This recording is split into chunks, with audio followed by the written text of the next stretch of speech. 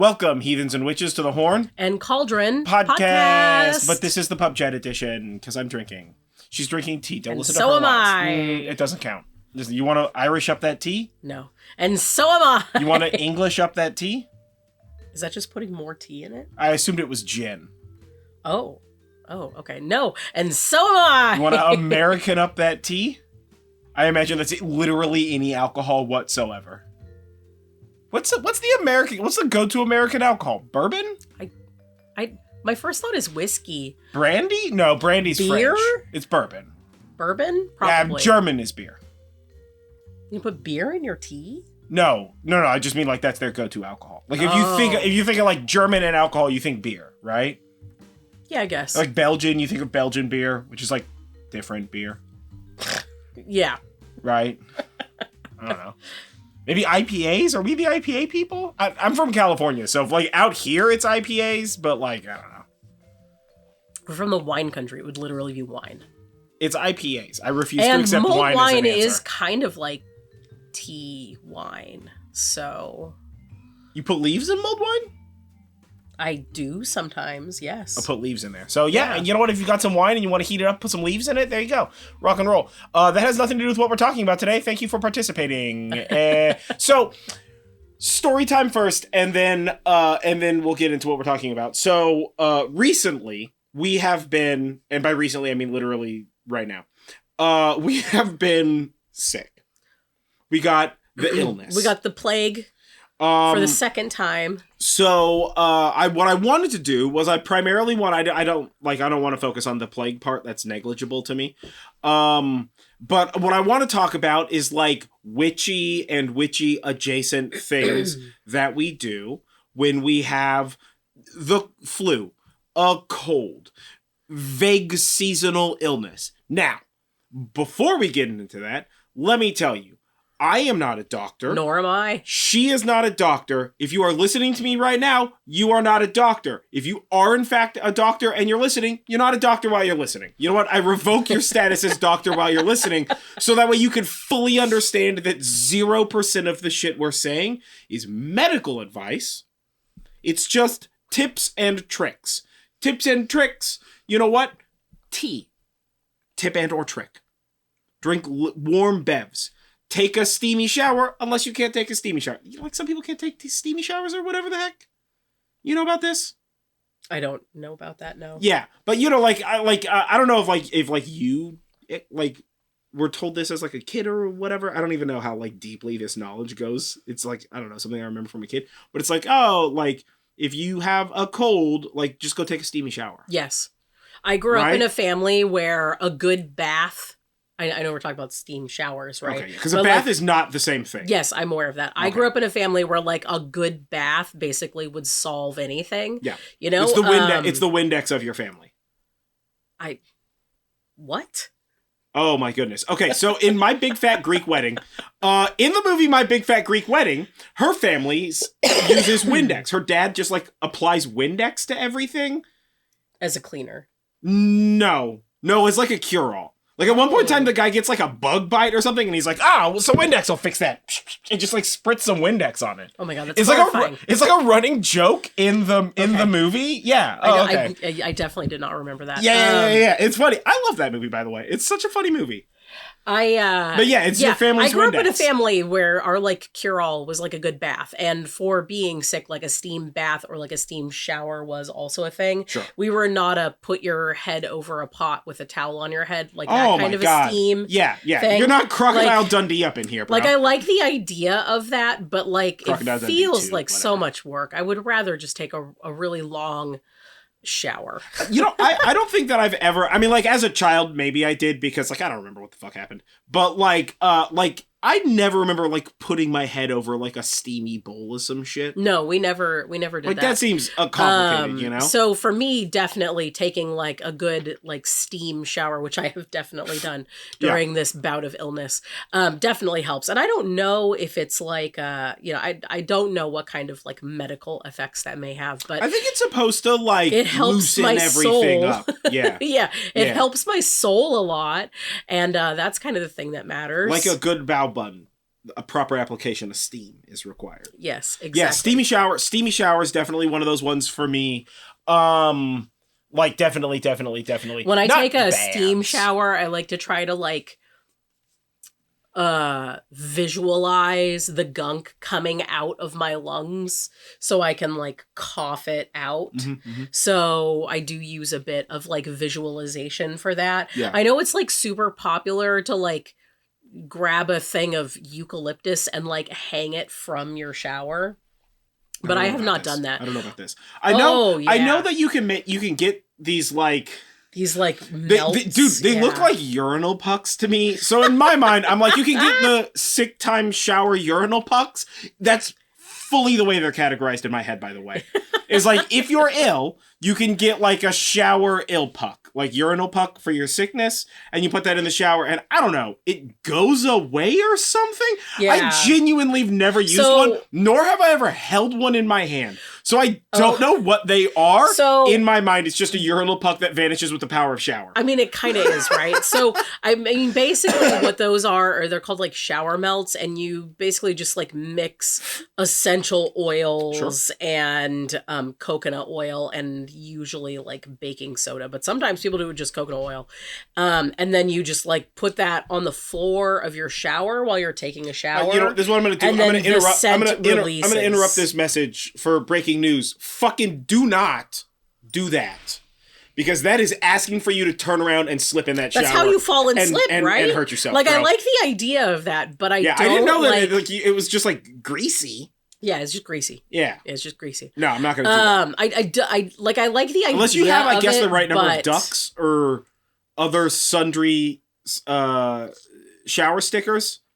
Were you like, did your family have like ducks or other shower stickers? We did not do shower stickers. Or one of those silly mats that suction cup to the floor of the shower and is like gross? No, we did not. We're not really those people. Like, I think my mother family. maybe had ducks or something. No, that was never us. Not the stickers, not the stickum things. No, Yeah. we never did that. Yeah. So yeah, we just let Jesus take the wheel of the shower and rock and roll or whatever. Much. So yeah, I mean, like the shower pucks are cool, and you can like use those with like a bunch of there's like a bunch of different recipes for them. But also, I'm just like, well, you shouldn't be putting like just oil down your drains either. Bro. That seems so wrong. Like to me, that's a no-go because of the practicality of it. But like, if that's something that y'all are interested in, as long as you're being safe, go for it. You can always like take the herbs or the essential oils scents and like apply your correspondences to them if you want. I like a bag of leaves hung off the shower head. Yeah, but from a practical standpoint, I feel like that's the best option. That is so the eucalyptus thing is like people taking basically like a bouquet of a eucalyptus and like hanging it from the shower, and I just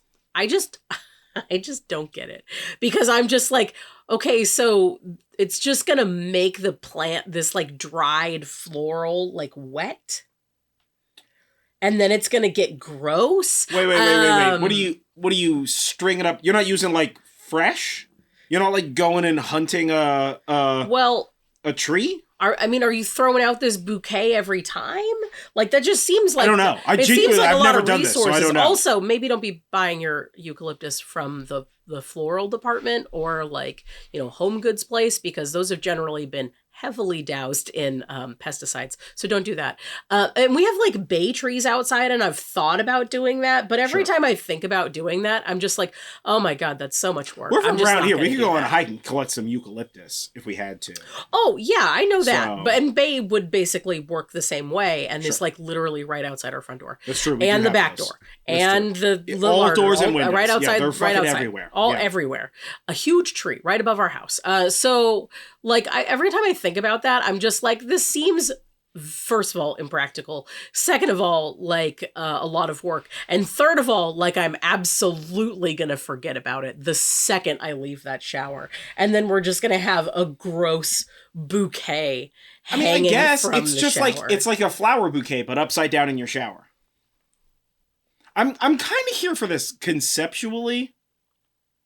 I'm not entirely against it. I'm kind of here for it. But it feels like a lot of work. Maybe we'll try it this week. Maybe we'll try as we recover from this plague. As we recover from Yeah, yeah. I mean, I'm other than like a little bit of a remnant cough, I'm pretty done already, but my body is also just death, destroyer of fucking illness. So No, man, I I wish. recover like unnaturally fast from these things. You do, Yeah. and I don't. Yeah. Especially this Particular one. this cupola plague.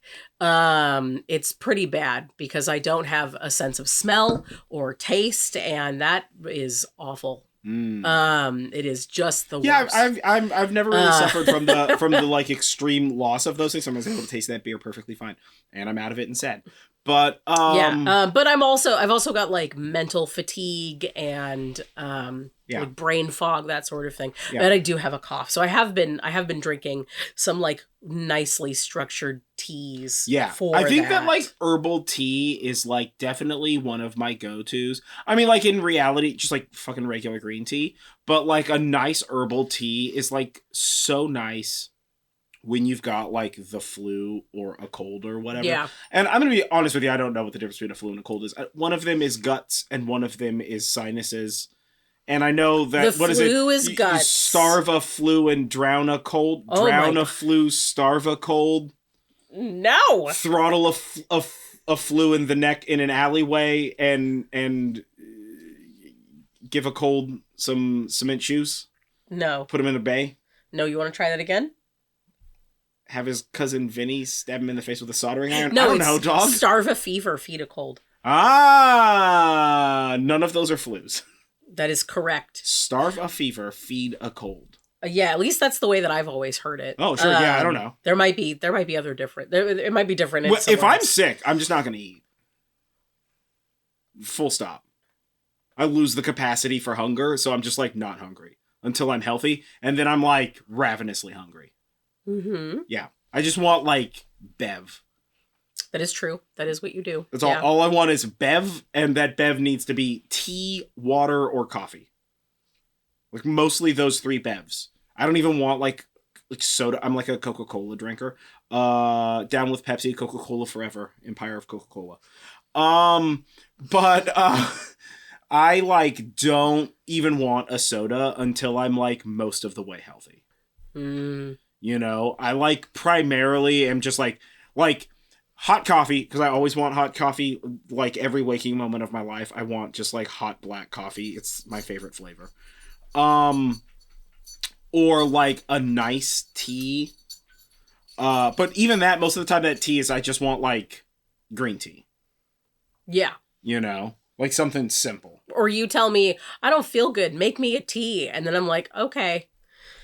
It just make me whatever. And then just make me weird hot leaf juice, bro. Just make me weird hot leaf juice. Weird. At the beginning of this particular illness, you had asked me to make tea, and I was like, okay, what do you want? And you were like, I don't know, green tea something. So I put together green tea, fennel seed, black pepper, hyssop, and chamomile. I don't know if that was good or not. I could not taste it. Yeah, it's all right, yeah. I couldn't smell it either. Yeah, it was all right. One of the things that I've learned about herbalism and magic specifically, because I really am fascinated by herbalism and am forever working towards a certificate with herbalism. When do we get more time so I have time to finish the things that I've started? Is that a lot of times the like herbal effects that you would be getting out of something are very similar to, and oftentimes like supported by, related to, or like further enforced by their magical correspondences. Totally, sure. Yeah. Totally. It never ceases to amaze me. So that's what I made you, and then what I made me for this illness was rooibos tea because of its anti-inflammatory properties, and some hyssop, some fennel, and cinnamon and ginger and clove. Yeah, ginger is always good when you've got the ill. Yeah, and a lot of these ones, first of all, if you are allergic to ragweeds, Maybe don't go to town on the chamomile tea or yarrow tea if you have that available to you. Because if you're allergic to the ragweeds, then chamomile and yarrow are vaguely related and may actually make your allergies a little bit worse.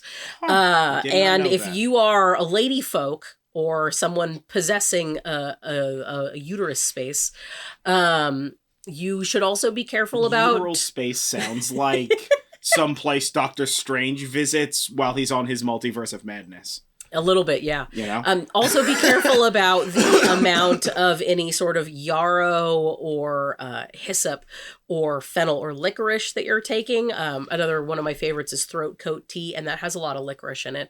A lot of the like cold teas have licorice in them or fennel in them. And if you sort of over ingest those particular things, not so much as a food. Like if you're really into eating fennel bulbs, have at it. But like as far as teas go, because you're generally looking at a slightly more concentrated thing without all of the extra bits and bobs that you'd be getting from eating something sort of like as a vegetable. Sure.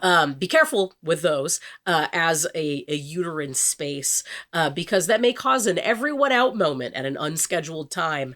And trust me, you do not want that. Yeah, you were telling me about that the other day. Yeah. Our bodies, they're a mystery and a nightmare and also a blessing. Who knows? Well, that's fine. Medical science Medical science does not understand. Sometimes, so yeah. I generally pick the teas that I drink during an illness based on the herbal correspondences. You know, like, this one is good for getting mucus out, or this one is good for reducing inflammation, or this one is good for reducing viral load, or this one's good for a cough. And then I will generally look up the magical correspondences of those herbs when I make it so that I can kind of like help out there. And when I'm looking at like magical correspondences for when I or someone that I am helping is sick, because I've often made tea blends for people who we know are sick, I will sort of put that extra zhuzh into there for it. And what I'm looking for is I'm looking for cleansing, I'm looking for healing, I'm looking for protection, I'm looking for energy.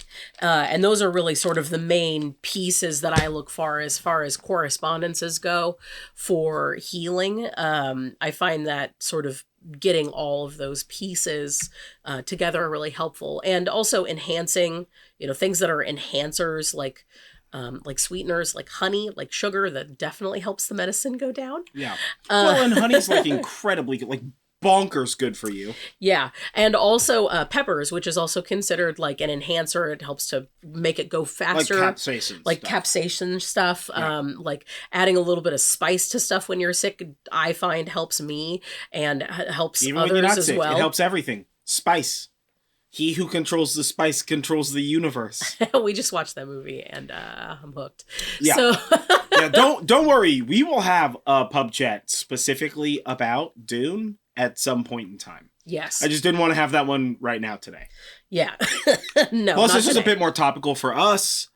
And like hopefully we can give you some like advice or whatever. Like, okay, so like away from herbalism and like bevs or snacks or anything like that. Like we'll get back to those, right? Like what is like a purely magical practice you perform when you're like ill? Regardless of type of illness, like that doesn't necessarily matter. And again, this is not instead of doctors and medicine and adults. I know that right now in America, at least, I don't know about where y'all are from, but in America, we have this, like, I'm going to call it a kink. We have this kink in America right now today where motherfuckers don't want to listen to professionals in a field. Like when a doctor says, we should do this, or like this is a thing. And these motherfuckers think that like because some asshole on YouTube said it, that person is more important than the doctor. I do not participate in this hallucination that is like running rampant through the minds of Americans. But like it's an addition, right? It's like a bonus thing, wearing your favorite shirt. Not what do you do while you're sick instead of, proper medical care, but like perhaps to augment it. Well, it's just like, what's like a magical thing you do when you're sick? I'll give you an example. So I am a large proponent of meditation. I always have been a large proponent of meditation. And when I am sick, I meditate a lot. Right? If you listen to this podcast, often you hear me talk about micro meditation or the like. I feel that like the capacity to like for instance, when you're like sick and you have like a headache, right? Like take the stuff that you need to take to not have a headache and like don't suffer and like keep an eye on your temperature and like all the like basic medicine stuff. But also if you're like just uncomfortable because you're sick, that's a fantastic opportunity to apply what you've learned through regular meditation to those moments in order to allow yourself to let go of discomfort, right? Like I don't even just do this when I'm sick. Like I have a terrible back because I lift things in a jerky twisting motion like an absolute fucking asshole. I am very aware of the fact that it is my own fault. And at the same time, if this is get stuff done right now moment and we don't have time to be lifting things correctly, then I will 100% one arm some shit out of a pit like a psychopath. It's fine. I know what I've done to me. I set sail on this boat, so don't worry where it's going. But like when my back hurts really, really, really bad, meditation is one of the like moments I use. One of the like applicable things that I use in order to like not necessarily overcome, but be less affected by my incredible writhing back pain. You know, as an example. So like what like this like most recent like, you know, weekend when I was unwell, right? One of the things that I did was like just make sure to like make time to just like meditate, right? And of course with practice you kind of learn to like empty the self, right? And still like do stuff, right? It's like this meditative state where it's like, I know that I have a headache and I'm exhausted and I feel like shit. But like at the same time, like I gotta get up and go to the bathroom or I need to get a bev to drink or whatever. So I'm just like get up and like kind of find that center and then move with that center. Like that like sort of like open emptiness, you know, that like letting go of thoughts. That's not thinking. It's letting go of thoughts. It's unasking the question of participation. You know what I mean? Mm-hmm. So like that as an example. So I think this is interesting. I hadn't really thought about this before. I don't particularly do any magical stuff when I'm sick. I don't do like I may leave an offering and that's just like please help.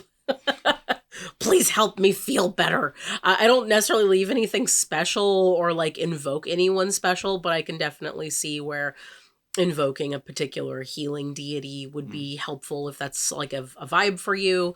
But I don't... Hades if you're melodramatic. Yeah.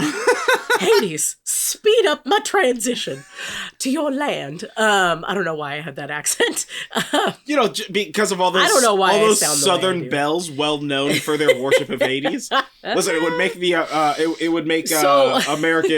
the American South significantly more interesting. That's all I'm going to put out there. So I don't really have anything that I like consciously do. Like I said, sometimes I'll leave a offering, but I generally don't do magical stuff when I'm sick. And that's because for me, when I'm sick, it's using up a lot of brain spoons, a lot of brain power. And, you know, like we talk about, you know, after you do a magical thing, have a snack, take a rest, take a break before you do your next thing so that you can recover. And I look look at doing magical stuff when I'm feeling ill as being under, as bonusly taxing. Yeah, as like extra taxing. Like it's not that I can't do it. It's not that I won't do it. It's not that it's so hard. But it's just that I don't find that helps me because I'm not on my like best game. I'm not at my most perceptive. I'm not at my most persuasive,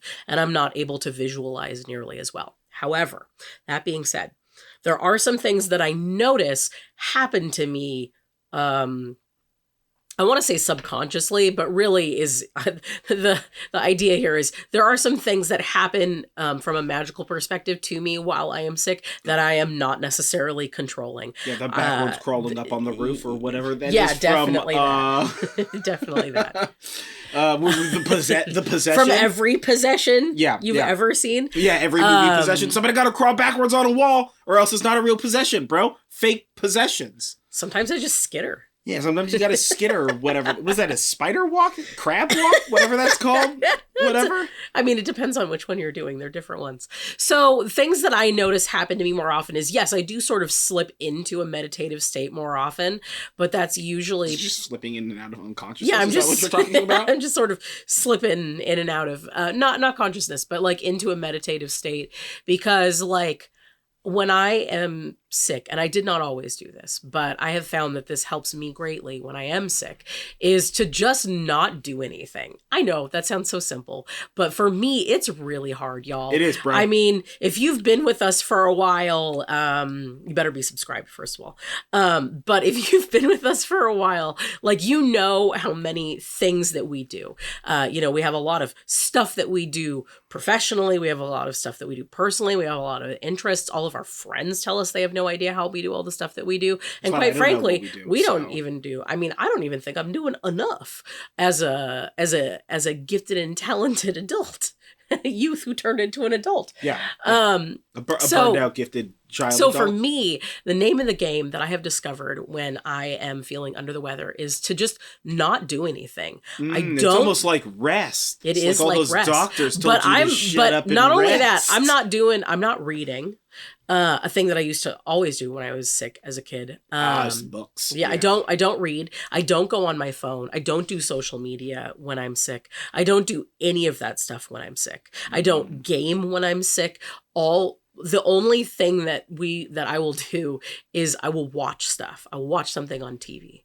And that's fine because the way I look at it is just an input, but I don't have to like think about it. So I generally try to prefer things that I don't have to pay a whole lot of attention to, stuff that I've seen a bunch of times, stuff that I can nap while I'm watching, that sort of thing.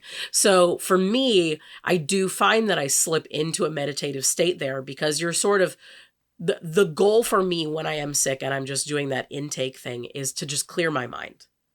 I'm not thinking about anything. I'm letting all the fuel in my body do the thing to fight the sickness, and I'm not using extra fuel to power the brain to do thinky stuff. So yeah, I try to not do that. Yeah. Also, she's very bad at not doing it, though, by the by.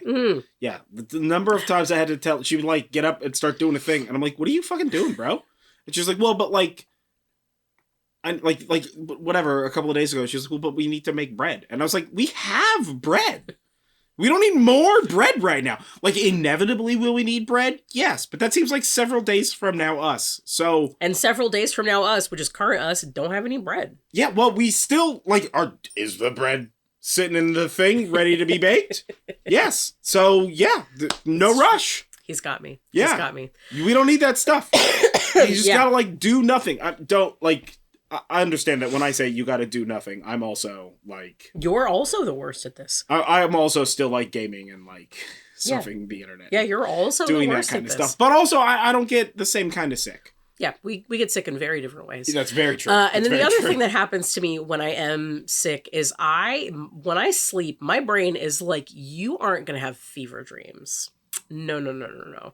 You are going to go and visit the astral plane. And you're just going to like wander about. You're going to visit the Akashic records. How about you check out a library book that's somebody else's life? And then you live through that. like a few times while you're sleeping. So I find that when I am feeling under the weather, the ability to get to and access the Akashic records and the astral plane is like so much easier to do. And I don't entirely understand why, because and I'm definitely not controlling any of this. It's definitely melodrama. That's all. When I'm sick, it's always all melodrama. It's all melodrama when I'm sick. No, I have this like ability to like much more easily access those states of being and consciousness than I do when I am awake. And I think it's just because I have basically been spending the last however many days or hours trying not to think about anything, essentially doing meditation. And then my body is like, since we're here, bloop. So I generally have some pretty wild experiences while I'm dreaming during sick time, but not in a fever dream sort of a way. Sure. And oftentimes, well, I think a fever dream is like a very distinctly separate and concerning I've had thing. fever dreams. These are not fever dreams. And then the last thing that happens is I find that we have a tendency to watch stuff that is very like sort of consciousness reaffirming or like mind bending or like world shifting when we're sick, when I'm sick. Yeah. And it's sort of like mind takes me a little bit, you know, like when you like watch something or you read something or you experience some sort of a fictional thing and you're just like, wow, can this be my whole personality? Yeah. Thank you. Yeah, when you just get mind took by when a thing. you are, you like Every leave time a any movie human and you're watches like, Fern this Gully. is shifted for me. Like Yeah. like the easiest way I can explain it as, which is like super dating me as an elder millennial, is like I remember getting out of the theater, seeing a variety of different movies, but The Matrix for the first time, and I was just like, whoa. That was a lot. Is that date? That's not. I mean, like, when did The Matrix come out? 97? 99? 99, I think. Yeah, that's not that long ago, bro. I mean, it's like 30 years ago, but like that's not like that long ago. Ugh. Whatever. It's like 24 years ago. I was in high school. I was not in high school. So like, like something like that. Like I find that we have a tendency to find something that like hits me on like a really deep psychological and emotional and sometimes spiritual level when Most we're of the sick. time, that's because I've already recovered enough. And listen, my go-to, especially when I'm sick, but essentially at any given moment, but especially when I'm sick, is like, let's watch something that requires a tremendous amount of thinking.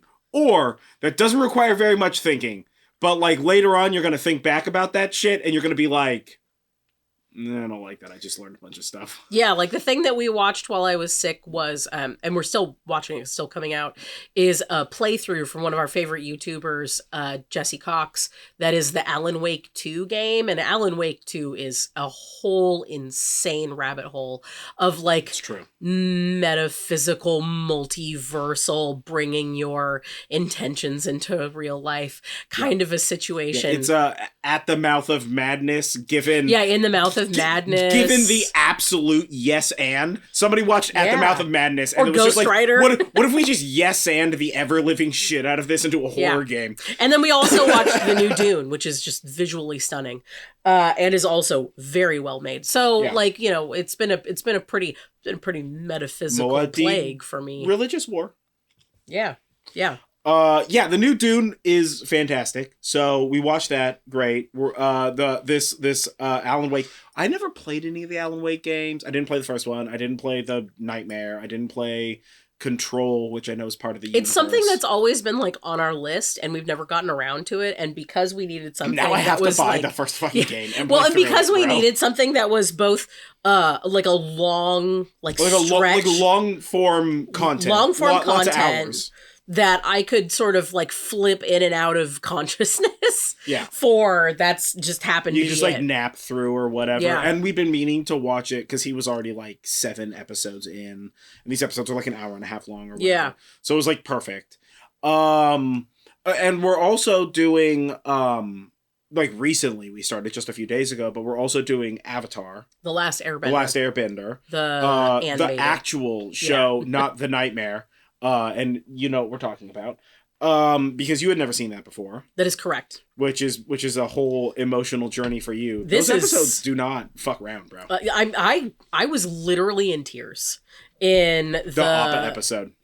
Both in the Appa episode where we were like looking at his time that was lost, and also the one where we get the picnic thing with Uncle Iroh. Oh my where goodness. we find out of his son. Yeah. Uncle Iroh. Yeah. Best human that's ever lived. Good cup of tea. Let me tell you what, problems. watching these as an adult is wild. And I'm so the best way I can say it is like I get the hype now. Like I was never like a doubter. Like I never had issues with the show. You just never watched it. It came out at a time when I didn't have access to TV and when I was of an age where I thought I was too cool for stuff like this. So I wouldn't. No such thing. So I wouldn't have. No such thing. If you think you're too cool for a thing, guess what? Not cool enough for it. That's what you learned. Just gonna. This applies to all things. All right. Always. This is just one of those like moments of conscious maturity. Is the realization that as children we were like, that's not cool, and now as an adult you're like, I mean, but that's kind of dope though, dog. Yeah. Right? No, I never got into it. My brother was really into it and he was watching it as it was coming out, but it just was not something that I was like hype on. It's not something that like fell into my lap. Sure. And totally. I just sort of like didn't do it, but I've been like aware of the miasma or some shit. No. You would have had to like get it online or some nonsense. I mean, like I watched that shit when it first came. I've probably seen Avatar all the way through like 5 fucking times, bro. I'm 100% like, I don't know precisely when it came out relative to my age because I have like no internal sense of time. But when it came out, I was there 100%. But I've also always been a cartoons person. Like, I understand that it's I have too. Like anime, which is kind of different. But like to me, like, who cares? Watch cartoons. Have a good time. Yeah. I've always been into cartoons too, adult for sure. concept that like cartoons are for children and not for adults. No. See, I think I very early, like at a very, very young age, learned that that's bullshit by watching heavy metal at like a very, very young age. Same. And just being like, oh, cartoons are for everybody. I understand. Like that might be a cartoon for children, but like cartoons in general, it's just a style. Well, and for me, my favorite, it's like comedies aren't just for like haha funny people. Yeah. Okay, we're back at it. The bloody camera overheated again. Whatever. Sorry. Camera's got a camera. Who knows what that is? Yeah. What story were you telling?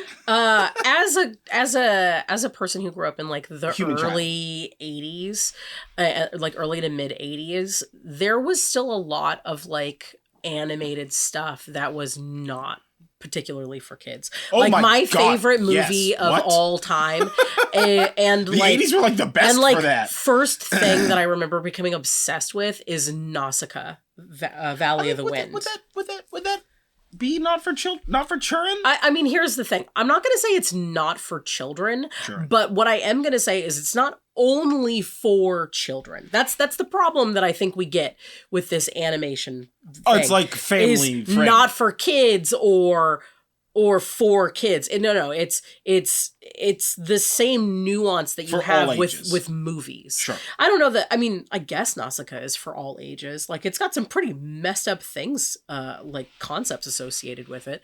But like there's literally like animal torture in it. Oh, I guess sure. Yeah, it's kind of dark. So it's got like some dark concepts. I don't know, I'm a terrible judge of that stuff. But also like like heavy metal, for instance, not for children. Mm-mm. That's like a rated R kind of thing happening there, right? And like Disney, that's rated G, so like kids and others and stuff like that. But then you have like that sort of like mid-range PG-13 like PG or PG-13, right? Yeah. So like you can't condense that animation like cartoons argument to just for kids, not for kids. Even though those two things both exist. Well, yeah, that's like the smooth standard convo. Yeah, so is like cartoons are for kids, and you're just like, all right, dog. Well. Yeah, so It's like a lot of I cartoons grew with up boobies, bro, so maybe you should take that back a couple of notches. Scooby-Doo and She-Ra and He-Man and Transformers and Ninja Turtles and Ghostbusters, but I G.I. Joe. also grew up watching like Nausicaa and heavy metal. Maybe not the best choice. I mean, I don't know about that. Heavy metal's gangster, so. And the like Ralph Bakshi ones, like Lord of the Rings. I also grew up watching Disney stuff. Like it's all movies. It's all copacetic. It's all stuff. Yeah. For me. So like I don't even remember why we're talking about animated stuff. Oh, Avatar. Yeah. It's pretty amazing, and watching it as an adult is pretty wild because like I don't have the nostalgia associated with it that like a lot of people my age do. But I am fully in love with this show, and I am having an absolutely amazing time watching it without having nostalgia associated with it. And it's like a very philosophical show, and it has a lot of magic in it. Like a lot of the principles of magic that they talk about with bending like completely makes sense with modern day magical practices and even ancient magical practices. Totally. So it's not just like, oh, it's a kid's thing. Ooh. You're like, no, there's real substance. It's a real there. fucking adult show when you think about it. It covers several like pretty like heavy hitter sort of things. So I completely get that. And like, I know we're like so totally off topic at this point in time. But, like, I think that another one of those sort of, like, practical and it can be magical in the manner in which it helps things that you can do when you're sick is, like, have those shows, right? It's a comfort show or whatever, right? You know, whether that's, like, a new thing that you're watching because it's in, like, a category or style that you're into, or if it's like the thing that you always watch when we always watch this movie when we're a kid and we're sick or whatever, you know? Yeah. You always watch Aladdin or something. So I definitely think that that's part of it. I mean, I think in the grand scheme of things, like the sort of like the best practice is one of like nothingness, right? I definitely like this time I really wasn't sick for very long, but like, for me, it was like mostly meditation. Sometimes I do magic when I'm sick. Sometimes I don't. It's entirely dependent on like, I don't know, whatever I'm vibing on. I don't really like set schedules or purpose like that. I just kind of like do whatever I feel like doing whenever I feel like doing it, like whatever, and just kind of like chill through that stuff, you know? Like I'm still, like I'm like 99% recovered, but like definitely not 100%. And I was outside for like 4 hours in the pouring rain in just like a t-shirt. Like chopping wood and like moving redwood chips and stuff like that. Cause I was just like, I want to do this right now. I'm just going to do this. Right. Had my audiobook in, got to work, sort of a thing. So like definitely take care of yourself. Listen to doctors. They went to college for this purpose and some asshole on the internet didn't. That's self-evident. Also religious leaders didn't. Don't listen to them for fucking medical advice. We're just gonna put that out there since like apparently a bunch of people need to hear that.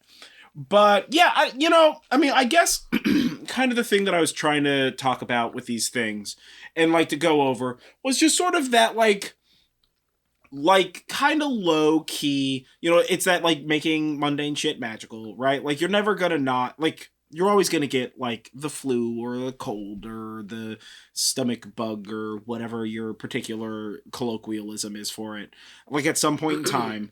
And so, like, what can you do that is both mundane and also magical? It's like rest. But also, if you're resting, like, find those opportunities to meditate. Meditation's a type of resting. It's a specific type of resting, but it's just a type of resting, right? Or, kind of.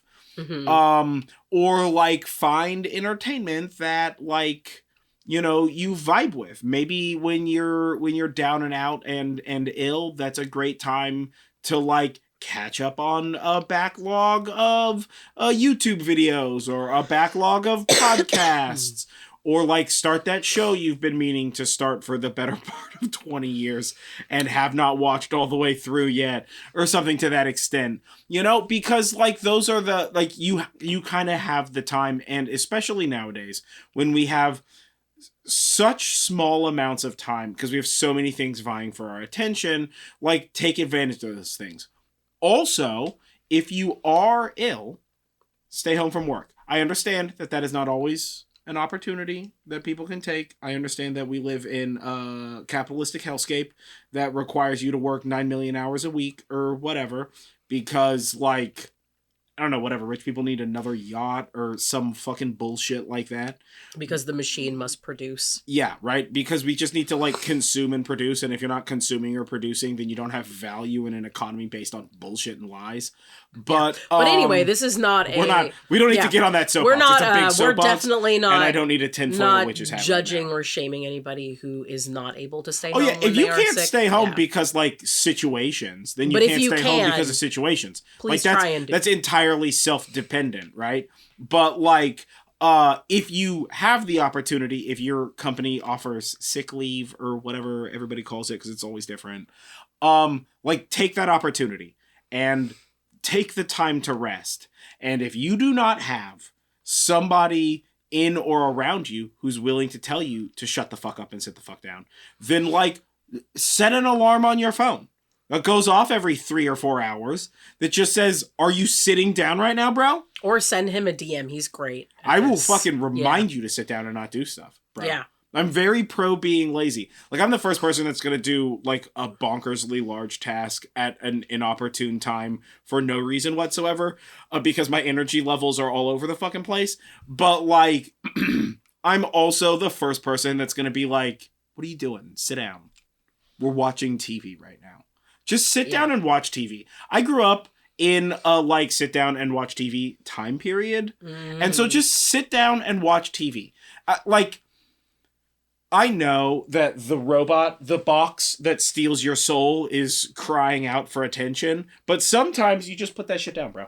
Yeah, you just put that face down. You do not put that smartwatch on. Yeah, you leave you just that like phone leave across it alone. The room. You know what? Yeah, don't. If you're sick and you're in bed in your bedroom, leave the phone like on the dresser drawers. You should have access to it just in case.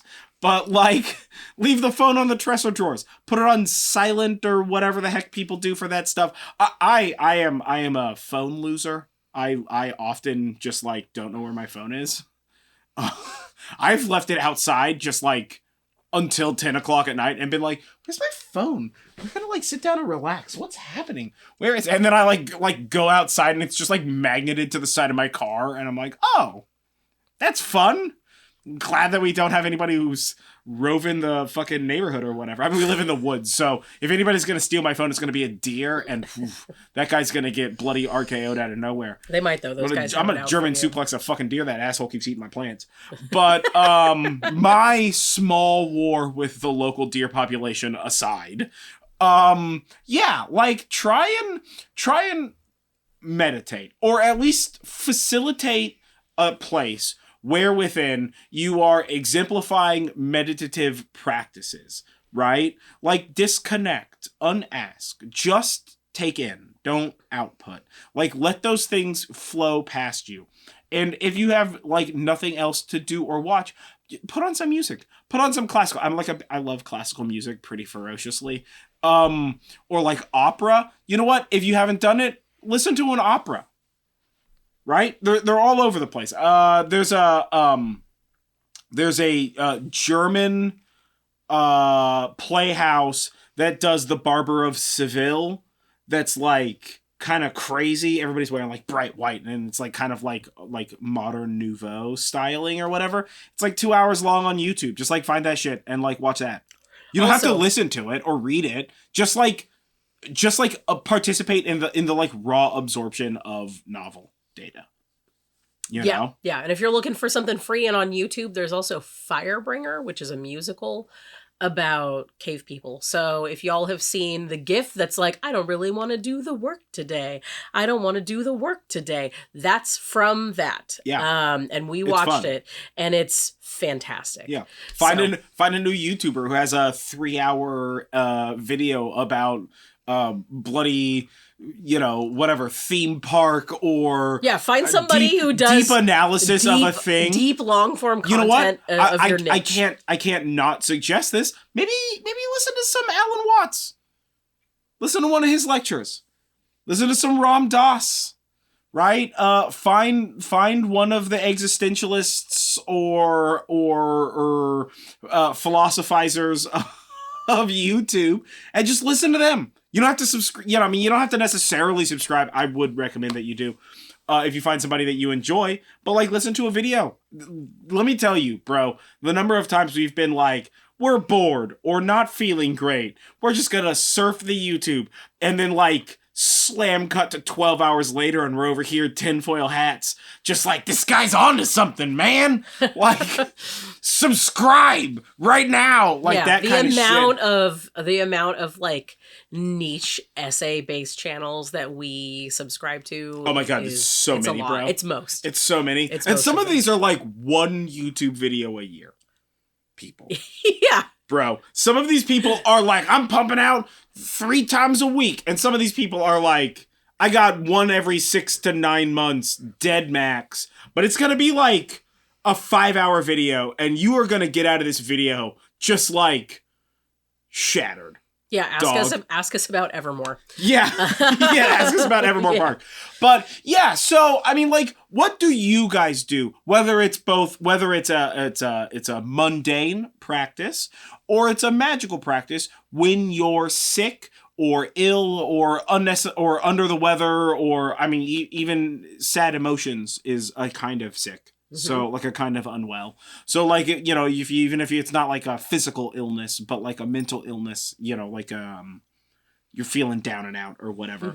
What do you guys do for that kind of stuff? My default is always meditation and tea or coffee, but I'm that person, clearly. Yeah, you are.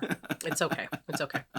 Now, before we end, there's one last thing that we have to talk about. Oh my goodness, yeah, I forgot that we had talked about this before. And we did. I told you I was going to forget 12 seconds into this So it is, episode. If you're listening to this, of course, when this comes out, it is approaching that time of year.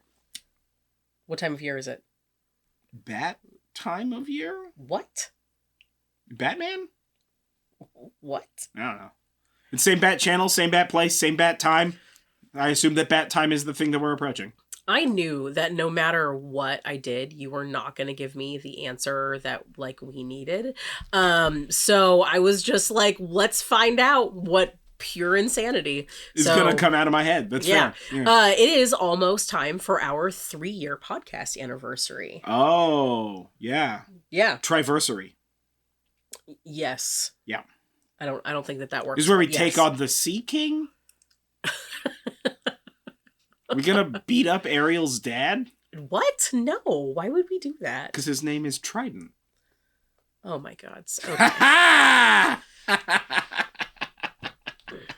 Oh man. Even though technically Aquaman uses a pentadent. So, whatever, Trident. You're only 3/5 of an Aquaman.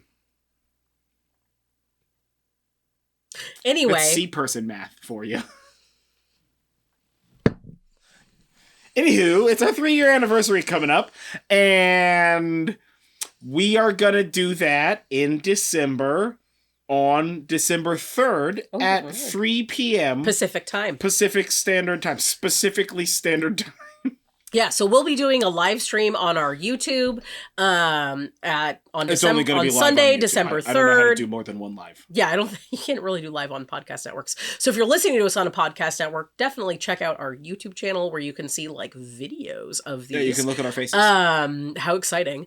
But we also will be doing a live stream for the anniversary that starts at 3 p.m. Pacific on Sunday, December 3rd. Yeah. Yep.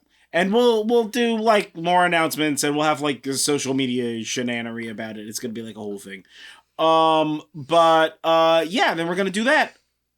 I don't really ever have a plan. I'm not gonna pretend that I do in some sort of a way or whatever. But I don't know, whatever. We'll probably answer some questions. It's just going to be like a hangout. About some stuff. Yeah, we're just going to chat about some stuff. Whatever new plans we have. Yeah, talk about our new plans for the next year. Maybe an update on the teacup bonsais, because by then they might actually be in teacups.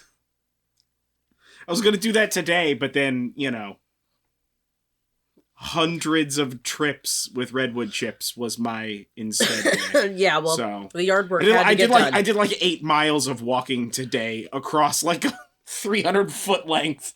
Yeah. So yeah, well, the yard work did have to get done, and having the illness definitely set us back in our It did, man. It was bad timing for me. So that's fine. Yeah, never good timing. So anyway, that's coming up in just a few weeks, and we really hope that y'all will join us. Yeah. And if you have like question or topic or like a thing that you want us to talk about, whether it's witchy or non-witchy, I can't begin to fathom what non-witchy questions you would have for us, but hit us with your best ones. Yeah, hit us with your best questions. Do you have questions about physics? Oh man, that'd be please so don't, fun. No. Yeah, I'm reading. No. I'm currently in the process of reading the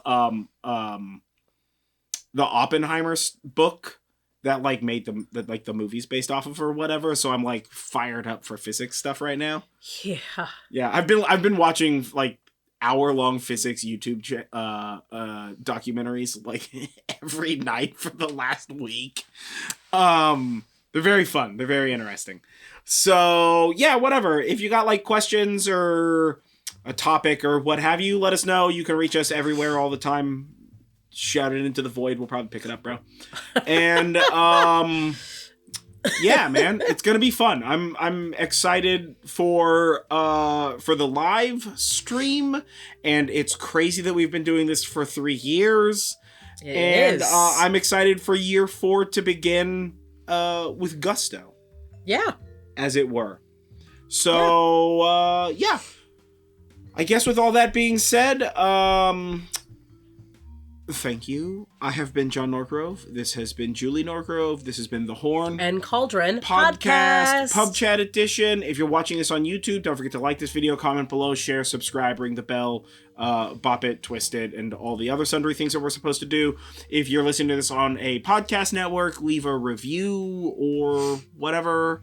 And I guess we'll catch you guys next time for more podcastery. And look forward to that live stream. Stay magical, folks. Yeah, and don't forget, breathe in self-confidence and breathe out self-doubt.